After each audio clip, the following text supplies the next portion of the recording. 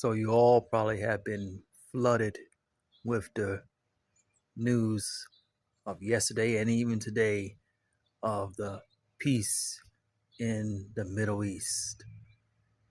And I like to make it clear that it all lines up with the heavenly Enoch Hebrew calendar that I have adopted.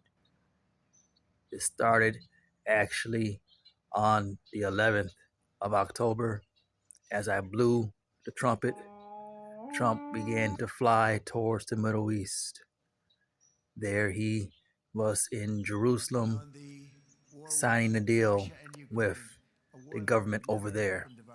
I had to be careful with my words. I can't say things the way I really want to say it because I'll be censored and you won't get the most of the information I need to give you.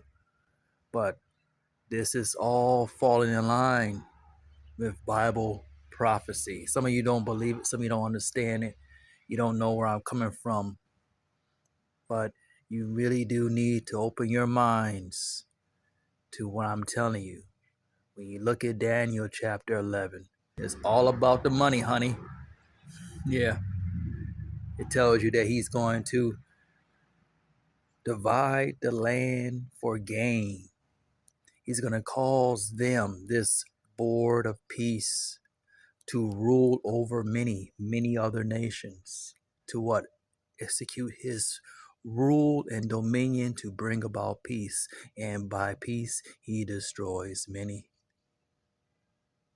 And what it says, divide the land for gain. That means profit. It's money involved. Don't you understand? All these rich world leaders are divvying up what contractor, what developer, what family member is going to go into Gaza and reshape that whole zone, that whole Middle East, make it become a little mini paradise. There'll be all kinds of infrastructure being built, highways leading to malls and strip malls and clothing stores and movie theaters and casinos and clubs and hotels and motels. As far as you can see, there'll be nothing but entertainment and beauty. My God, it will be beautiful. But in the end, it will lead to destruction. So a lot of you are like, well, what about the rapture? Shouldn't the rapture have been taking place right now? You have been misinformed. You have been mistaught. I was there, I know. So now hear what I'm telling you now. As we grow and mature, you will realize that Israel, the real Israelites, are right here in America. They're all over the world, technically, but most of them are right here, and that's your African Americans, your black people, your Latin Americans, your Native Americans. Those are the elect.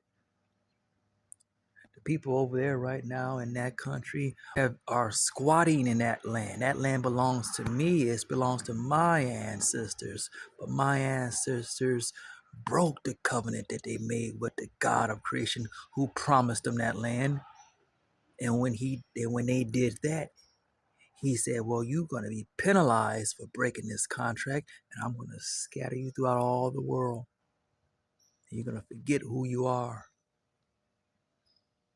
And others are going to come into the land that I promised you, and they're going to take it, and they're going to pretend to be you. And so now you see how prophecy is all looking towards that as being the fulfillment of the covenant. They're looking at a man.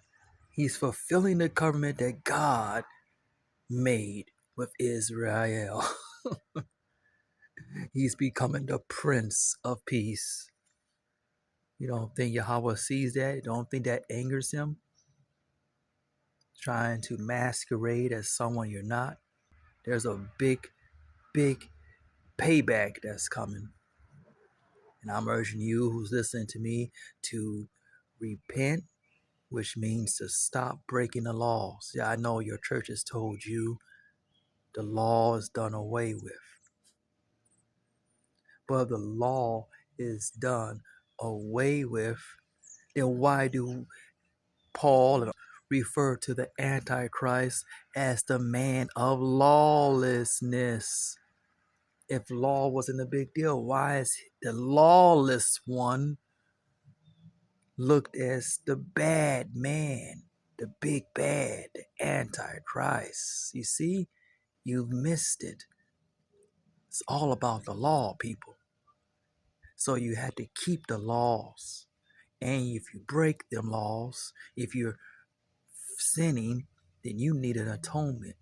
You need a sacrifice. And that's where Yahushua, who you have been misinformed to call Jesus, comes into the picture. So you have to keep faith in Yahushua, calling upon his true Hebraic name, not Yeshua, not Yahuwah, not Yehoshua, not Yahweh, not Ahaya, none of those names that have been corrupt versions of his name. You see, your enemy has always been one step ahead of you, trying to get to you before the real truth gets to you. But it's not too late. You can change, you can adapt, you can learn new information, you can accept new teachings. Hear what I'm telling you now. The time is very short. I can't stress it enough. I'm talking to people that I know, but you people online who don't know me, you need to get with this quickly.